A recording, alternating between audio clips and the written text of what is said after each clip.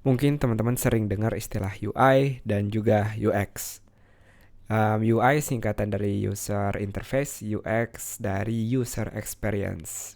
Nah, saya akan bahas jadi satu meskipun banyak orang yang benci kalau disatuin kayak gini. Jadi, saya tahu ini berbeda dan bahkan sekarang banyak pekerjaan yang khusus buat UI, banyak pekerjaan yang khusus untuk UX. Nah, saya tulis dulu biar teman-teman bisa cari keywordnya nanti, user interface dan juga user experience. Saya akan kasih perbedaan simpelnya, meskipun banyak sekali pendapat kalau kita baca-baca di internet apa definisinya masing-masing. User interface sendiri, saya menjelaskannya sebagai physical atau apa yang dilihat langsung oleh usernya. Jadi bentuk overall dari websitenya, pemilihan tombol misalnya, pemilihan warna dan lain-lain. Nah itu saya masukkannya ke user interface-nya. Sedangkan kalau user experience ini lebih ke masalah emosinya, lebih ke perasaan user ketika menggunakan website kita. Jadi user kita kan manusia, dia ada feeling dong ketika pakai website kita, apakah dia jadi tertarik, apakah perasaan si user tadi benar-benar ikut bermain pas ngerasain website kita atau pas make website kita. Nah, di sini termasuk di dalamnya flow-nya gimana website kita, apakah membingungkan website kita atau enggak. Jadi user tahu, oh harus ke sini dulu, baru ke sini, usernya jadi senang karena dia enggak ngerasa bodoh istilahnya, dia tahu tahapannya ke sini, lalu ke sini dan seterusnya.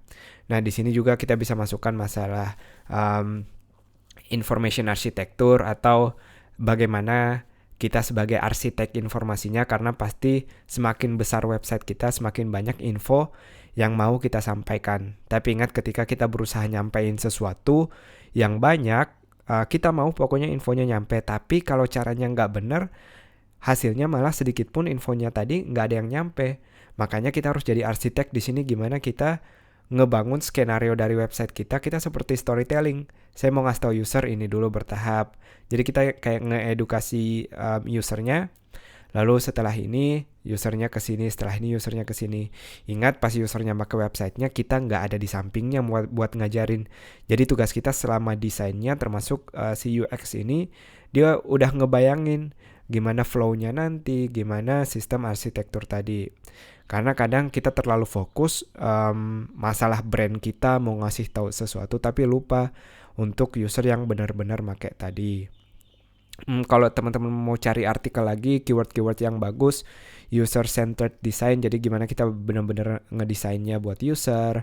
Lalu ini sebenarnya berbeda, ada masalah usability juga, tapi saya sendiri lebih suka kalau dimasukin di masalah user experience.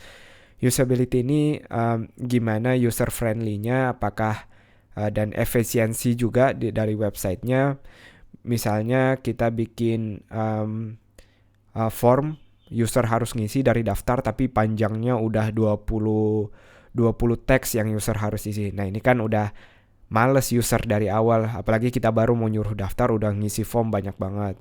Terus contoh lain lagi, misalnya kita bikin button atau tombol yang biasanya di bawah, tiba-tiba kita bikin tombolnya paling atas, terus bentuk bintang misalnya. Ini kan usernya nggak familiar, usernya jadi nggak tahu harus ngapain. Nah itu semua masuk ke user experience tadi.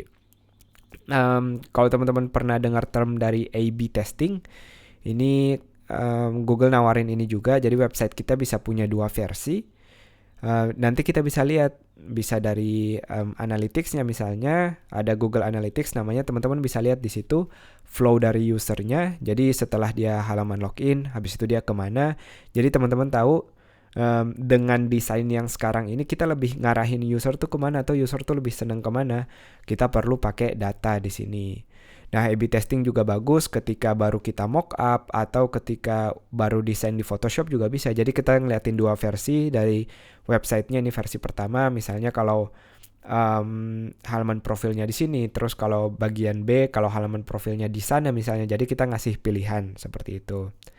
Nah, ingat ini semua teori, tapi yang berpengaruh sebenarnya adalah kalau teman-teman latihan dan teman-teman langsung ngalamin menanyakan feedback dari usernya.